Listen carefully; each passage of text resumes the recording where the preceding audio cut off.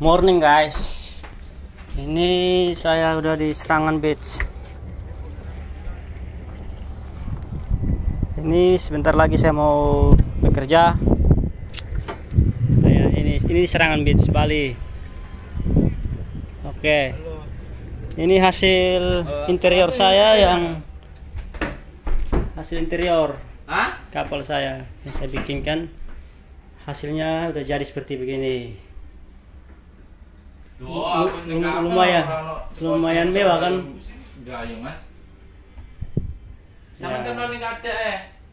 Ini interior di kamar dalamnya, bagian depan. Mesinnya apa tuh? Ya silindernya siji, mesin nganunya telu. Kredo mas itu apa? Yus. Oh iya, samplah 100 ya Pak. Iya. Iya. Camdono 10 ya. Ya. Ini contoh interior dalam yang udah jadi, yang saya bikinkan kemarin. Ini video saya yang sudah interiornya yang sudah jadi ya. Disimak baik-baik.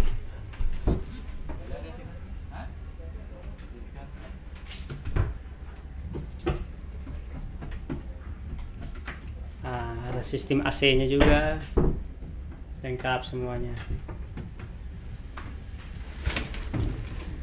Yang lain yang di atas ibaratnya ada barang kumpulin aja taruh di bawah ya. Itu semua apa bola ternak itu juga tuh. Ini guys.